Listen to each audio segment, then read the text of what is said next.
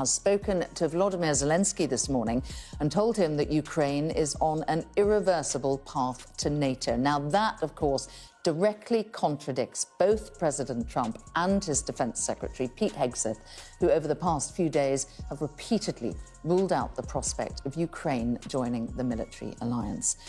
Well, I'm going to see him in about an hour, so I have to be nice, right? But I actually think he's very nice. I think he ran a great race. He did very well.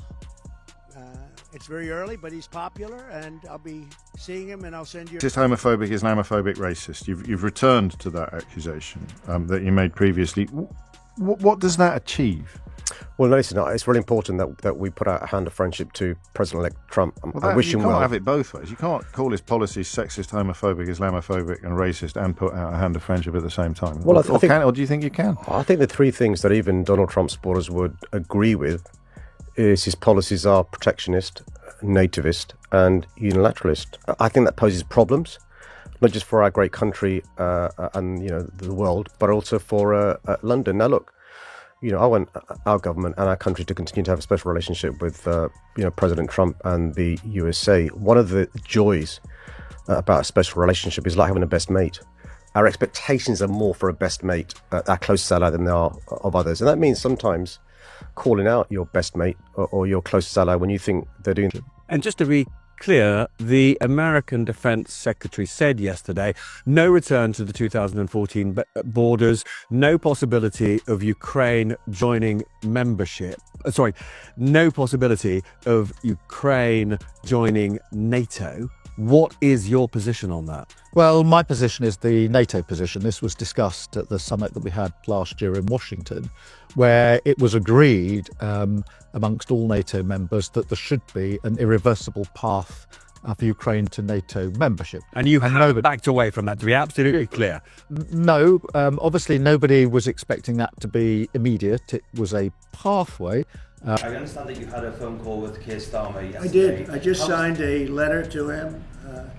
He asked for a meeting, and I agreed to the meeting. We're going to have a friendly meeting. Very good. We have a lot of good things going on.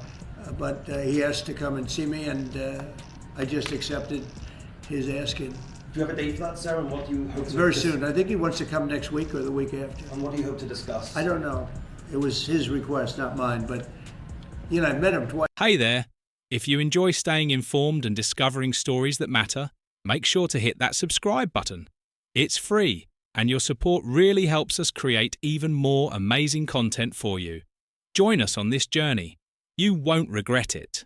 Keir Starmer has taken a firm stance on Ukraine's NATO membership, reaffirming the UK's full commitment to Kyiv's irreversible path into the alliance. This bold move, communicated directly to Ukrainian President Volodymyr Zelensky, puts Starmer at odds with US President Donald Trump, who has been vocal about his opposition to Ukraine joining NATO. Trump and his administration, including Defence Secretary Pete Hegseth, have repeatedly ruled out the possibility of NATO expansion to include Ukraine, seeing it as an unnecessary provocation toward Russia. Yet, this newfound diplomacy has not prevented tensions from resurfacing. By openly supporting Ukraine's NATO membership, Starmer is taking a position directly opposed to Trump's foreign policy. The US president has made it clear that he wants negotiations with Russia, not further escalation.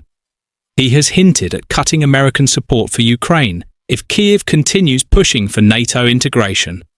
Trump has long viewed NATO expansion as a move that could provoke Moscow, increasing global instability rather than preventing it.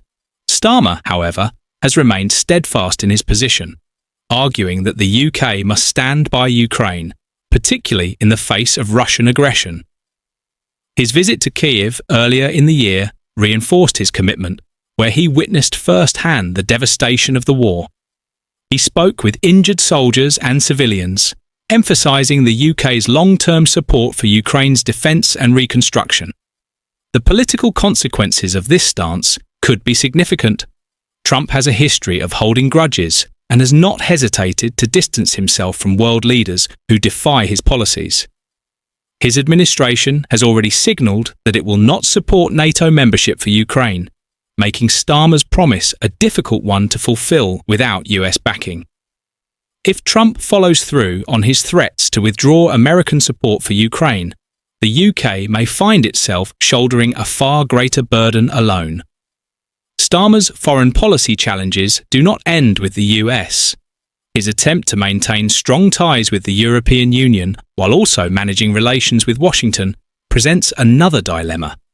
The EU is fully in favour of Ukraine's NATO bid, which means Starmer must carefully navigate the growing divide between Europe and the Trump administration.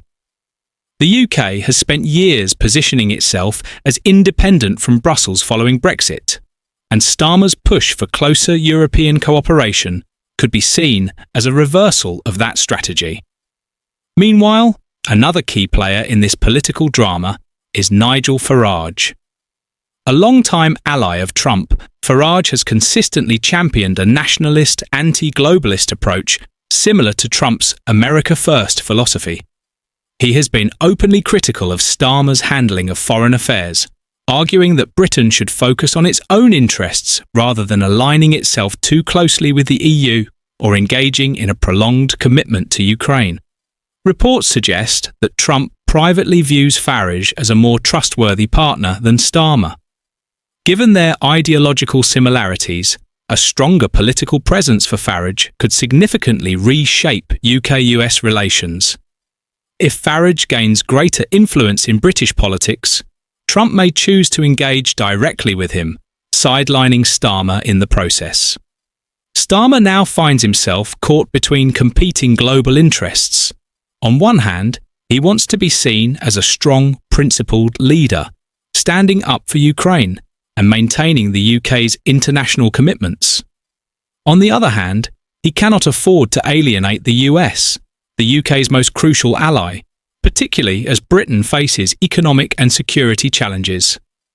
His handling of this situation will have long-term consequences. If tensions with Trump escalate, the UK could find itself increasingly isolated on the global stage, struggling to maintain influence in both Washington and Brussels. If Starmer miscalculates, he risks weakening Britain's position, leaving it without strong allies in a rapidly shifting geopolitical landscape. For now, Starmer insists that the UK's foreign policy remains clear: unwavering support for Ukraine, a balanced approach to US-EU relations, and a commitment to global stability.